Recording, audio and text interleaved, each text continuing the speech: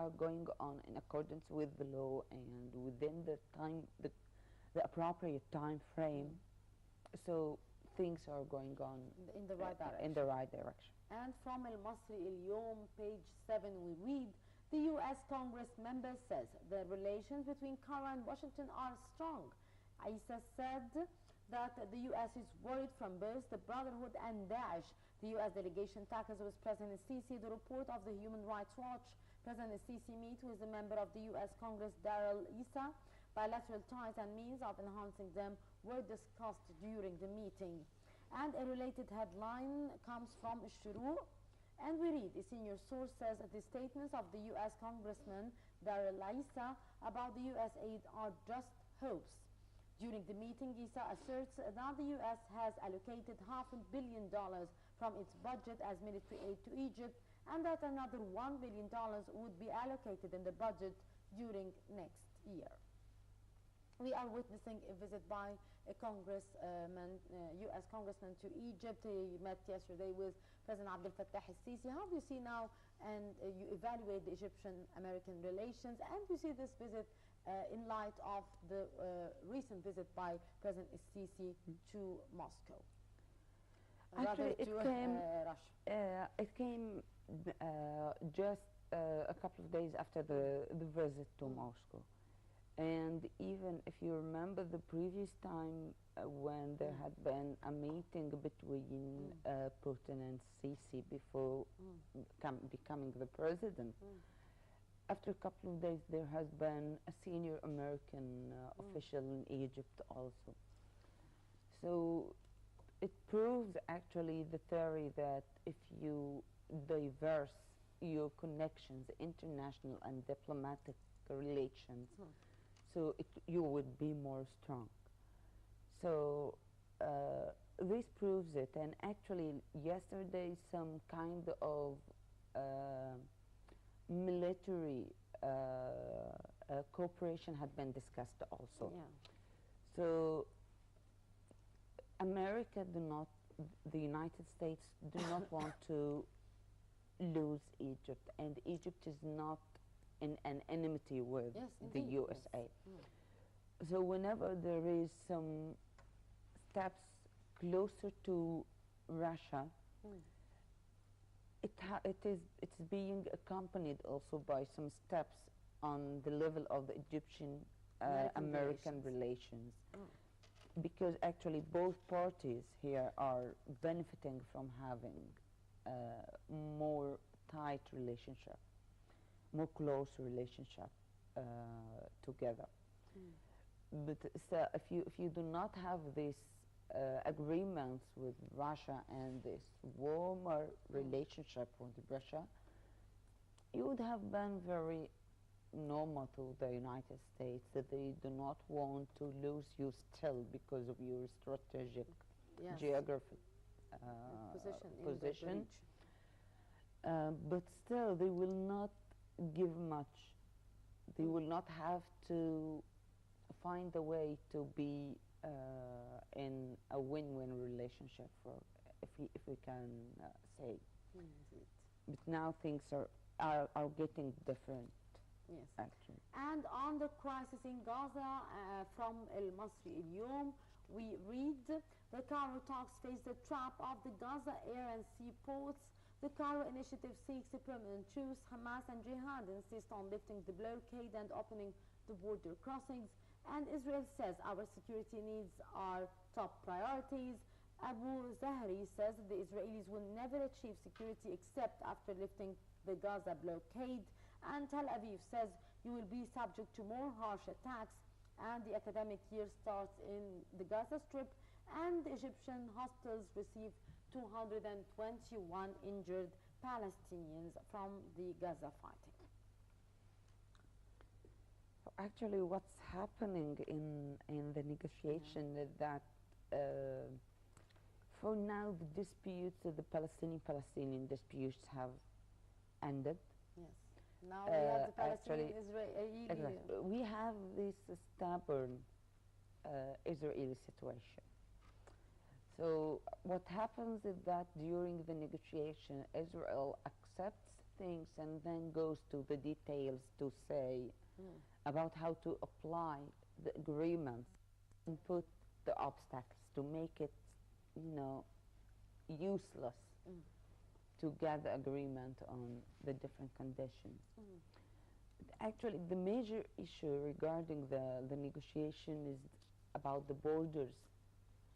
Who would supervise the borders and the crossing points? Because if this has been solved in a way that's suitable to Egypt, suitable to the Palestinian, and suitable to Israel, things would be solved out. Because the problem of opening the blockade on Gaza Strip is based on it. So Israel would keep saying that we will feel insecure if the borders were open. If they were open, but if they were really supervised by a party that's more or less can be trusted, it would be much better. But do you believe that now, today, the talks will resume between the indirect talks in Cairo between the Israelis and the Palestinians will resume in Egypt? Do you believe that we could reach any consensus from both sides, or we will find the standstill and the rigidity from both sides, as the truce will reach an end by midnight today? Actually, I hope that, but basically, it's in the world is in the Israeli hands, more or less, for now. And the Palestinian actually reached their limit of accepting less conditions than before. So now they are talking about the minimum that Palestinians can accept. So it's about the Israeli situation. Indeed. And if they took one step towards more peace and more stability, it would be an agreement. If not, so actually we are going towards a new round or a longer fight. And still with the regional news, and from El Masri El Urid, Daesh continues its massacre and executes 700 from the same clan. Britain is stepping up its role in Iraq beyond a humanitarian mission, and the involvement is set to last months. British Defence Minister Michelle Fallon made the comments, which were published on Monday. The Guardian daily said the British Defence Minister had said that there may well now be, in the next few weeks and months, other ways that they may need to help save lives and protect people. Of course, the Daesh issue, which is very alarming to all the world, especially regionally.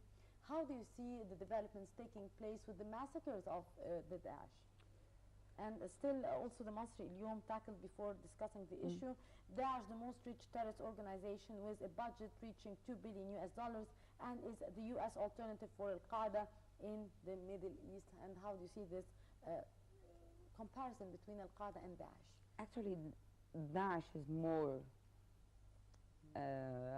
is much worse than Al-Qaeda. Al-Qaeda considers them too violent, actually. Al-Qaeda considers Daesh too violent. Which is quite alarming as well. Exactly. Being here in the Middle East, so it's really dangerous. And how the situation is being tackled, fighting or striking their forces in Iraq while leaving them in Syria is really a mistake. It's a real mistake because they have this ground between Iraq and Syria. So if you demolish their state in both lines of the borders, or you will lose. Indeed.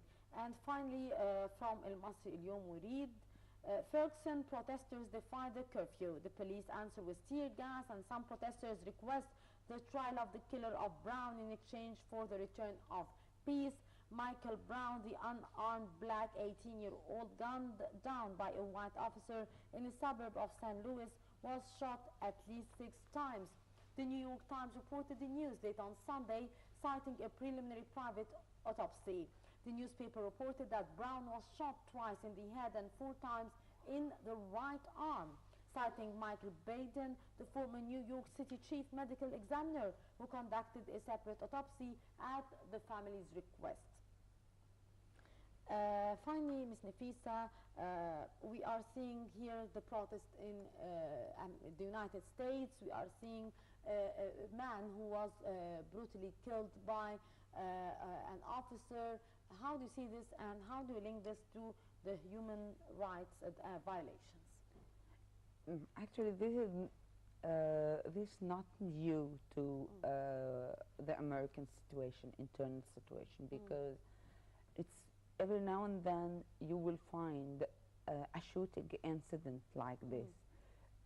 A white man shoots at a black person and kills him or her, which makes people really angry. And amid this anger and amid the demonstration, you will find the steal, and you will find attacking the private properties. The police comes in bigger forces, and more chaotic situation. Exactly. So this is what happens, but still you will find that there is a problematic situation still in the United States regarding white and black, regarding racism. It's not very, they're not very clear from it yet. And also the other point is that it's about holding the weapons. It's really easy to get out, which is exactly. It's the other part of the problem here. It's everyone can hold a weapon and can use it at some point. So it needs the re-evaluation, of course, the issue of legalizing the weapons. Ms. Nafisa El Sabagh, the journalist, thank you very much for your input, and it's always a pleasure to have you with us. And now we'll go to a short break, and we'll be back after that to resume the segments of the breakfast show, so please stay tuned.